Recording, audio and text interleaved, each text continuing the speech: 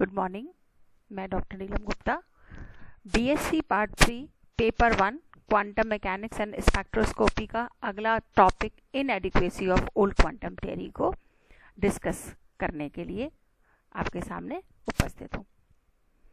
अभी तक हमने जो पढ़ा था उसमें हमने यह देखा कि क्लासिकल मैकेनिक्स किन इम्पॉर्टेंट फैक्ट्स को नहीं समझा पाई थी, लेकिन क्वांटम मैकेनिक्स ने या क्वांटम थियरी ने उन सभी घटनाओं जैसे प्रकाश विद्युत प्रभाव, black body radiations, Compton effect, variation of specific heat with temperatures और स्पेक्ट्रम ऑफ हाइड्रोजन, इन सभी को बहुत सक्सेसफुली प्लैंक की क्वांटम हाइपोथेसिस ने और उसकी एप्लीकेशन के साथ इन सभी प्रभावों को समझाया गया।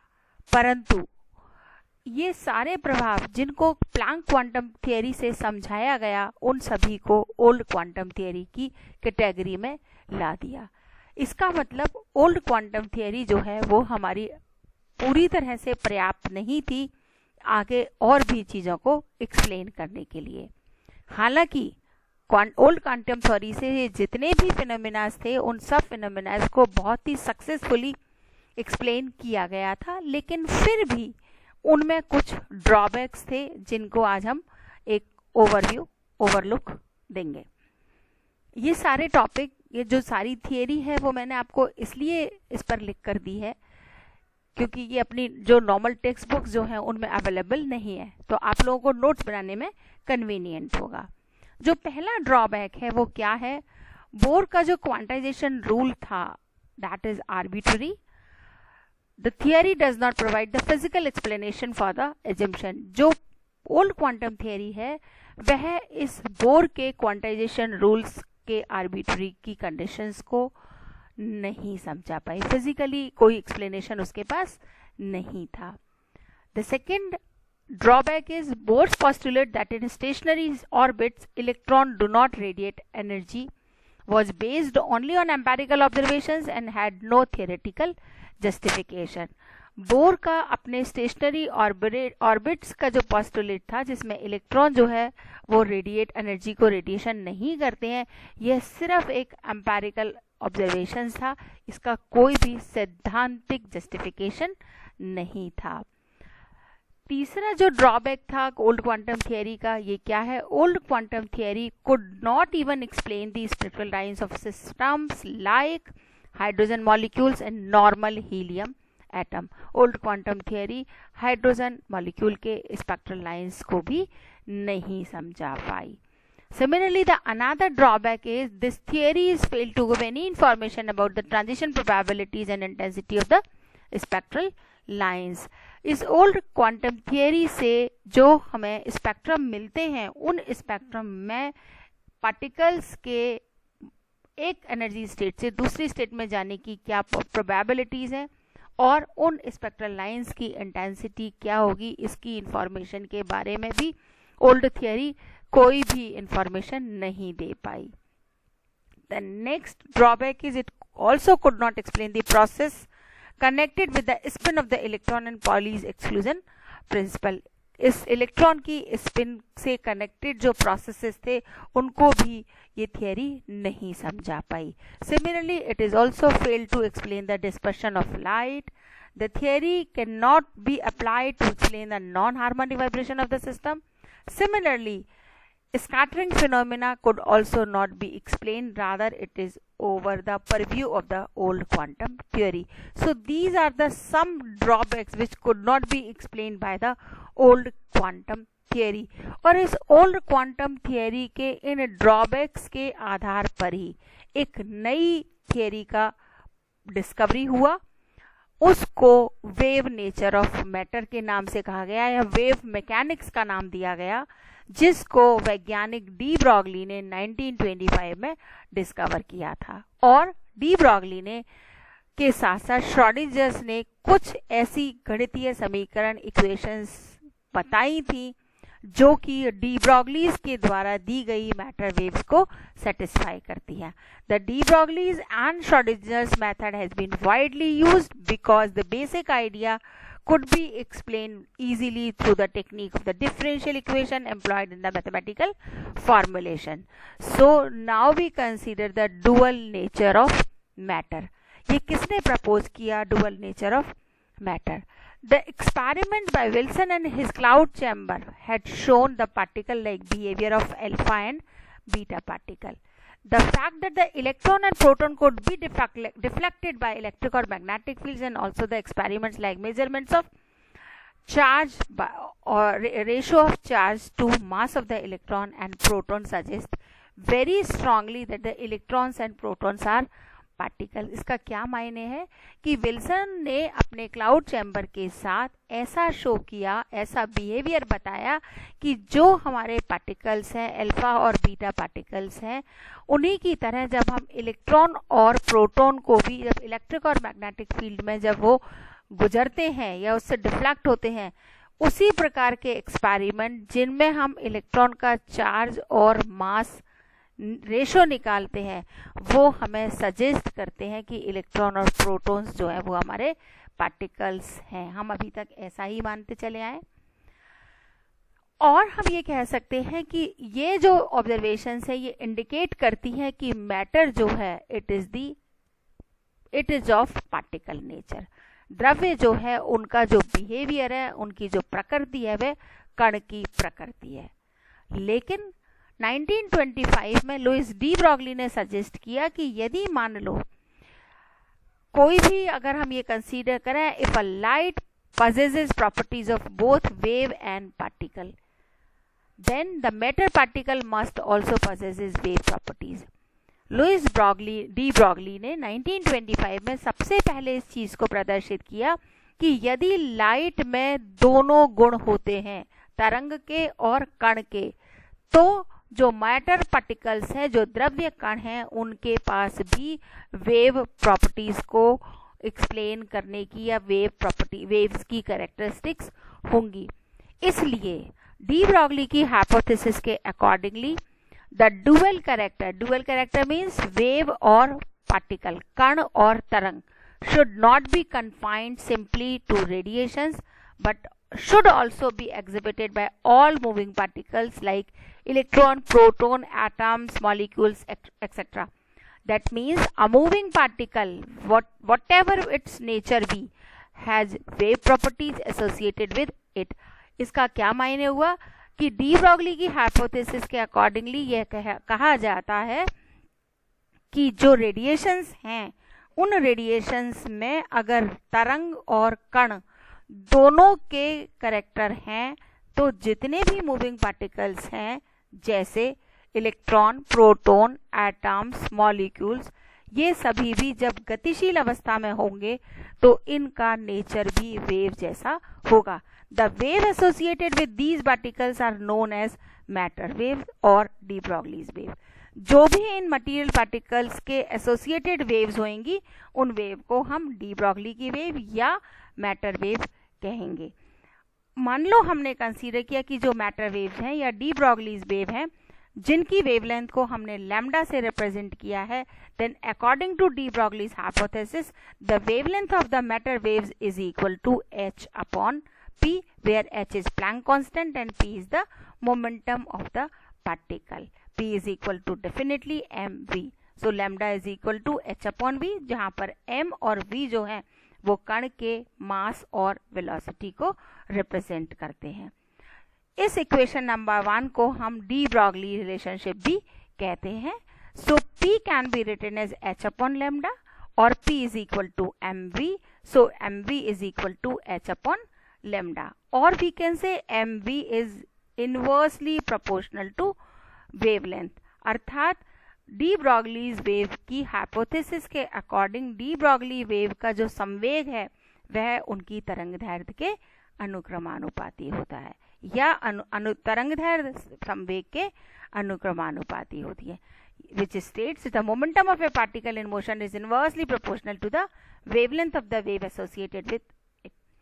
On analogy of the radiation, the expression for the wavelength lambda of the matter wave can be derived as follow. इसका हम मैटर वेव्स का रेडिएशंस की जो रेडिएशंस हैं उनकी मैटर वेव्स के तरंग दैर्ध्य के समीकरण को भी हम डिराइव कर सकते हैं। Now we consider the proof of de Broglie's wave equation. De Broglie की वेव इक्वेशन के अकॉर्डिंगली हमने कंसीडर किया कि हमारी जो क्वांटम थियरी है वह क्या कहती है कि जो भी हमारे फोटॉन्स हैं, रेडिएशंस जो हैं, यदि उन रेडिएशंस की फ्रीक्वेंसी न्यू है तो उनकी एनर्जी क्या होगी, E is equal to h nu. यदि मान लो if a photon is considered to be a particle of mass m, then its energy must be equal to mc square. If this is also the energy of photon and this is also the energy of photon, here the photon is behaving like a wave, here the photon is behaving like a particle, then the energy of both particle or wave of a single photon should be the same. यदि एक ही photon का कण रूप में energy mc square है, तरंग रूप में उसकी एनर्जी एच न्यू है, तो दोनों एनर्जी, दोनों ऊर्जाएं एक दूसरे के बराबर होनी चाहिए। इसका मतलब h nu is equal to m c square और m c is equal to h nu upon c. H nu upon c is equal to h upon lambda, because lambda is equal to c upon nu, so h upon lambda, lambda is equal to h upon m c, और this is equal to h upon p, where again this p is the momentum of the photon. So this is the de Broglie's relationship obtained for the photon. De Broglie assumed that this equation be equally applicable to both photon of radiation and other material particle. D Broglie ने यह assume किया कि जिस तरह हमने photons के लिए इस इक्वेशन को कंसीडर किया है, वैसे ही यह समीकरण हमारे बाकी के द्रव्य कणों के लिए भी बराबर से एप्लीकेबल होगा। मान लो हम कंसीडर करें कि हमारे पास कोई कण है जिसका द्रव्यमान m है, जो v वेलोसिटी से गतिशील है, उसका संवेग कितना होगा, मोमेंटम कितना होगा, mv होगा। So the wavelength of the wave associated with the material particle कितना हो जाएगा, lambda is equal to h upon p, p is equal to mv, so it is equal to h upon v. This equation 3 is known as the de Broglie's wave equation and the lambda is known as the de Broglie's wavelength. The associated wave is termed as matter or de Broglie's wave. This equation number 3 can also be derived using the general equation of a standing wave system and by the principle of relativity. As suppose we consider we have a material particle like electron or proton, but these material particle are behaving like a standing wave, and that wave system is associated with the particle maybe जिसका भी हमने consider किया है कि ये जो standing wave हैं वो मान लो हमारे इलेक्ट्रॉन को जब हमने कण की तरह कंसीडर किया है उससे एसोसिएटेड है, या प्रोटॉन को जब हमने उसके साथ कंसीडर किया है तब हमारे एसोसिएटेड वेव्स हैं। मान लो हमने कंसीडर किया कि साई जो है वो हमारे पास वह भौतिक राशि है जो कि इस मैटर वेव में जो पीरियडिकली चेंजेस हो रहे हैं उसको रिप्रेजेंट कर रही है। मान लो किसी समय टी नॉट पर कण की स्थिति x0, y0 और z0 थी, तो उस स्थिति में इस साई को हम किस प्रकार से रिप्रेजेंट कर सकते हैं, representing the form of standing wave, that psi is equal to psi naught sine of omega t, or psi is equal to psi naught, omega is equal to, we can write on 2 pi nu naught t naught, so psi is equal to psi naught sine 2 pi nu naught into t naught. Obviously we know psi naught is the amplitude of the wave at x naught, y naught and z naught, and nu naught is the frequency of the particle as observed by the observer at rest relative to the particle. Now we consider if the particle is moving with the velocity v along the positive x-axis or along the positive x direction, then according to inverse Lorentz transformation, what we have, t naught is equal to t plus vx upon c square upon under the root 1 minus v square upon c square, and the variation of psi under this condition is, we have to substitute the value of psi is equal to psi naught sine of 2 pi omega naught nu naught t naught. So we can substitute the value of t naught over here. This should be equal to nu naught. Now we consider the standing equation of the wave motion is given as, I'm sorry, here this is not nu, it should be equal to nu naught. You just write it as nu naught. The standard equation of wave motion is given as psi is equal to psi naught sine of 2 pi upon tau t plus x upon u, where psi naught is the amplitude, tau is the periodic time, and u is the phase velocity of the wave along the x-axis. Now we can compare both the equation number 5 and 6, as well as when we compare the equation 5 and 6, we can observe u is equal to coefficient of x, that is equal to v upon c square under the root 1 minus v square upon c square. Now this comes out to be a constant, so this is equal to u is equal to c square upon v. So the phase velocity along the positive x-axis is u is equal to c square upon v, or 1 upon tau is equal to v nu, it is equal to nu naught under the root 1 minus v square upon c square. Again, by using the Einstein's mass energy equation, Einstein's mass energy equation is equal to m naught c square, or it is equal to h nu naught. Nu naught is equal to m naught c square upon h. Now substitute this in equation number 8. So nu naught is equal to m naught c square upon h. So what we will get? Nu is equal to m naught c square upon h upon under the root 1 minus v square upon c square. As we know, m is equal to m naught under the root 1 minus v square upon c square. So nu is equal to it should be equal to mc square upon h. Thus the wavelength of the material particle is given as, wavelength is velocity upon frequency, so it is equal to u upon nu. This is equal to c square upon v upon mc square upon h. So this lambda is equal to h upon mv, because your c square will be cancelled out with this c square, so it remains h upon mv. H upon mv, this is the same as equation number 3, which is the de Broglie's wave equation. This physically means that a material particle of mass m moving with velocity v has a wave associated with the wavelength lambda, which is given by equation number 10. So this is the determination of de Broglie's wave equation from the standing wave. Now further, if we consider that T is the kinetic energy of the material particle, then the momentum is equal to under the root 2mt. As we know, T is equal to 1 upon 2mv square by multiplying or dividing by m. So T is equal to m square v square upon 2m, or m square v square is equal to p square. So p square is equal to under the root 2, p square is equal to 2mt, or p is equal to under the root 2mt, provided v is very small in comparison to c. Then the de Broglie's wavelength is lambda is equal to h upon under the root 2mt. Now if we consider that the charged particle having a charge q is accelerated through a potential difference v volt, then T is equal to qv. Kinetic energy of a charged particle is represented by q into v, and the de Broglie's wavelength of such a particle is lambda is equal to h upon under the root mqv.